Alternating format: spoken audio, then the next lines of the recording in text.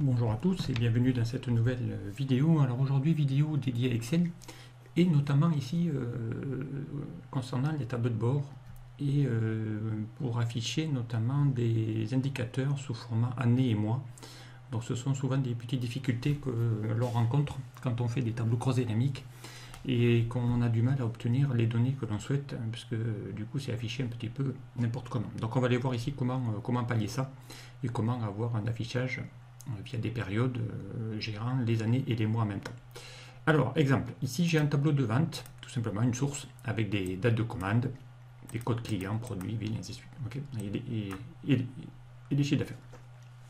Moi, ce que je voudrais, c'est créer donc un petit rapport avec des tableaux de bord là, direct, où là j'ai donc un tableau de bord avec un rapport qui va afficher par année et mois le chiffre d'affaires. D'accord, avec ici le chiffre d'affaires par client et par produit, avec un graphique des évolutions des ventes. Moi, ce que je voudrais maintenant, c'est essayer de piloter ça par année et par mois. D'accord. Alors, dès que je crée un segment ou que je vais regrouper, donc ici, si vous voulez qu'on le fasse ensemble, on va le faire ensemble, peu importe, on va l'effacer pour vous montrer, parce que ça, souvent, c'est des petites difficultés que les gens ne savent pas faire. Voilà, on efface ce petit rapport, d'accord.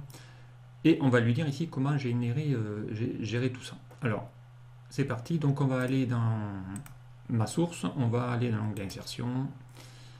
Insérer un nouveau tableau cross-dynamique. On va le mettre dans une feuille déjà existante. Et on va le ramener ici. D'accord. Je fais OK. Alors, ici, on va y mettre les dates des commandes. D'accord. Alors, et les revenus. Alors, si vous êtes en version antérieure 2016, donc vous êtes encore en 2010 d'Excel ou en 2013, ici normalement vous devriez y avoir toutes les dates, d'accord. Alors depuis les nouvelles versions, automatiquement maintenant il va vous les grouper par mois. Si je clique ici, il vous crée des groupements. Si je clique sur plus, on a aussi les mois, d'accord, et ainsi de suite. Voilà, donc il vous le fait directement, il vous fait les groupements.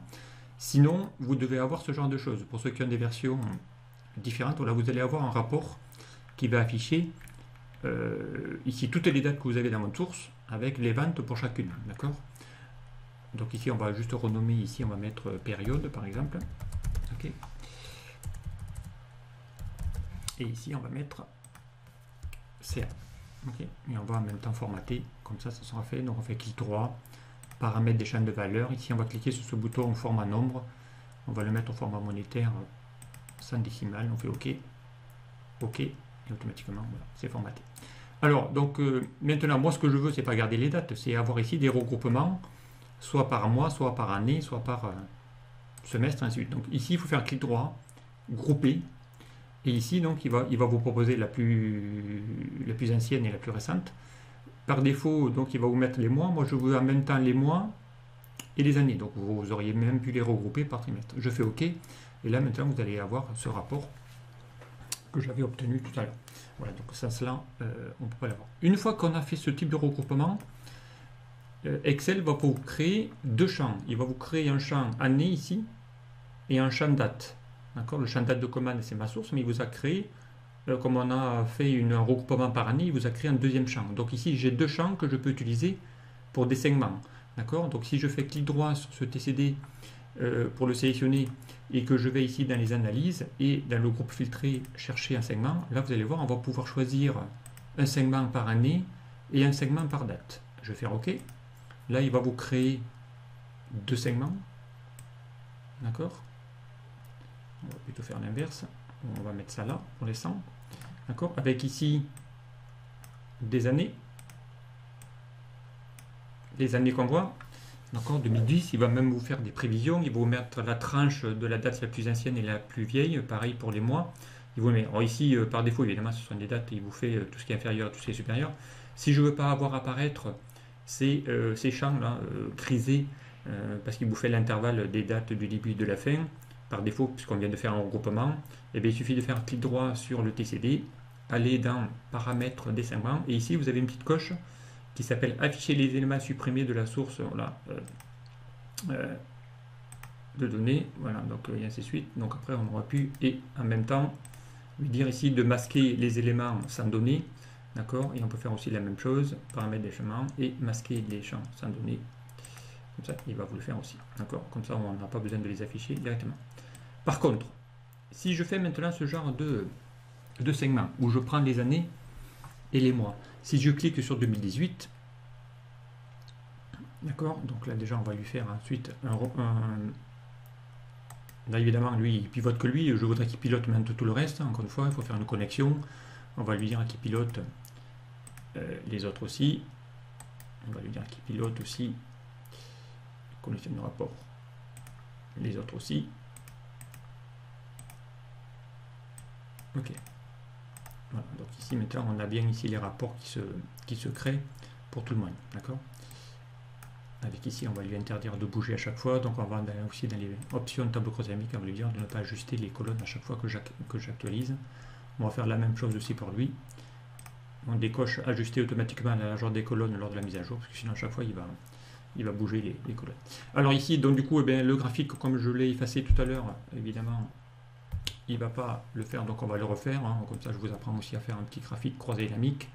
Voilà, on a dit qu'on voulait lui faire des petites courbes, c'est tout simple. Voilà. Donc maintenant le graphique il est fait.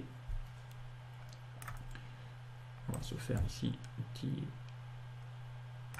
petit graphique. Donc les boutons, clic droit, masquer les boutons. Voilà, la légende, on n'en a pas besoin. Ici on va mettre évolution du CA. Ok. Allez, on va mettre ça en gras. Là, on va mettre ça en gras. On va mettre ça en gras. D'accord.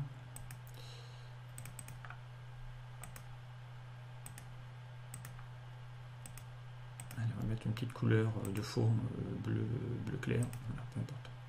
Ok, voilà. Donc ici j'ai mes évolutions et maintenant on va aller voir ici l'année 2018, 2019, janvier. Ok, peu importe. Ok. Par contre, donc maintenant si j'ai ici ce genre de segment, d'accord, et que je veux par exemple pour l'année 2019 comparer, où je laisse ici que je veux avoir le mois d'avril, ici on va avoir le mois d'avril 2018 et le mois d'avril 2019. Moi ce qu'il me faudrait, c'est ce qui est entre. D'accord, ici je ne peux pas avoir, à moins de sélectionner avril jusqu'à... voilà, ici on va retrouver tous les mois, donc c'est pas top. Donc on va essayer ici de faire en sorte de pouvoir avoir un champ qui permet de pouvoir avoir une intervalle. Voilà, ici ces solutions d'année et mois n'est pas OK. Il faudrait avoir un seul segment qui combine les deux. D'accord. Et comme ça, du coup, je pourrais choisir des périodes entre. D'accord, une plage.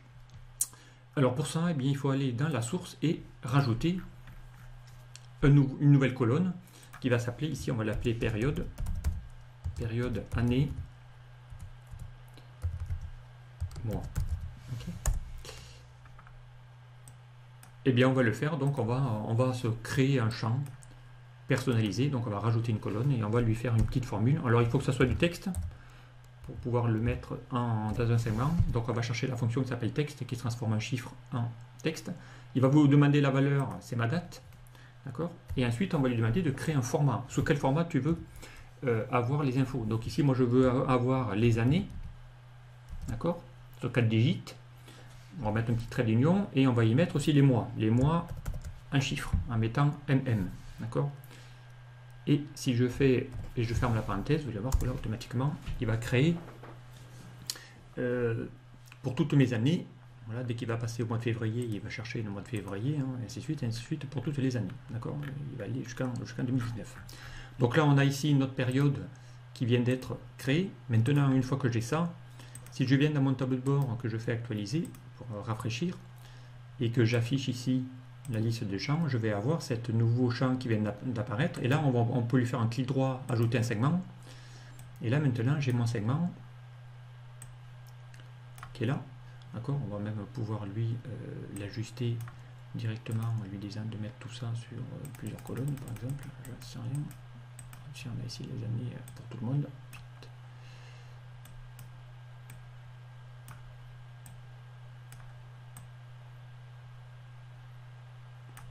On va juste glisser un petit peu le graphique pour le mettre là. Voilà. Et on va réduire un petit peu les segments. On va réduire un petit peu aussi les espaces. Voilà.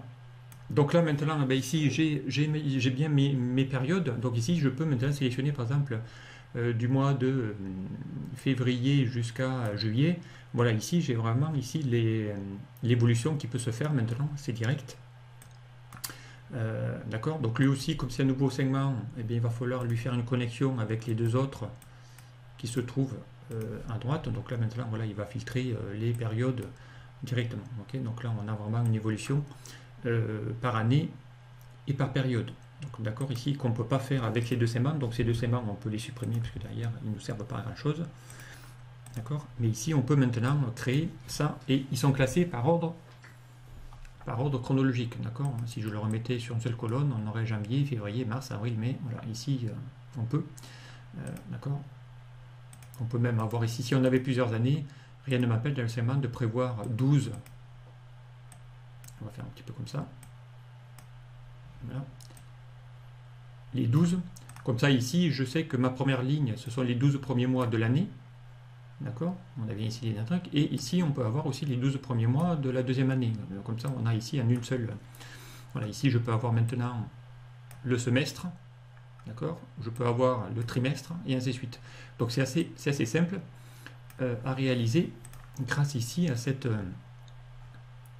petite astuce, c'est de créer effectivement un segment. Alors, évidemment, si je prends ici mon format et que je voudrais ici rajouter un autre M pour avoir les mois avec le mois de janvier, février. Là, je vais avoir une problématique, c'est que quand je vais actualiser, okay, déjà, je vais me retrouver avec beaucoup plus de segments, mais si ce n'est que, on va même les retirer un peu plus, voilà.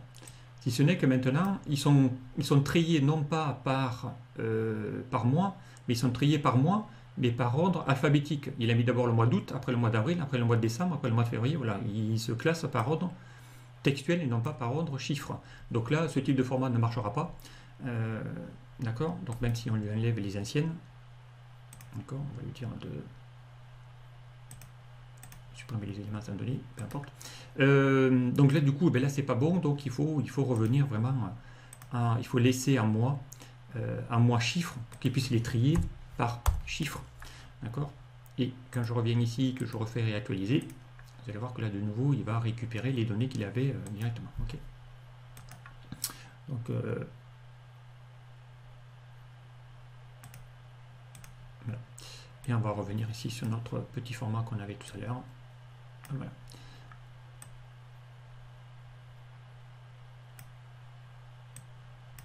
Voilà, ici pour le segment. Et là, du coup, maintenant, ben voilà, on peut avoir de nouveau des infos qu'on avait, qu'on a donc par trimestre, par année. Voilà, on a vraiment tout ce qu'il nous faut pour pouvoir faire des présentations et des évolutions par mois et par trimestre. D'accord. Allez, voilà, je m'en arrête là pour ce petit tuto, mais vraiment une petite astuce simple de pouvoir créer ici un champ avec des mois et des années, enfin des années et des mois surtout, pour pouvoir ensuite les tracer et les trier et les filtrer directement. Ok, allez, je vous dis à très vite.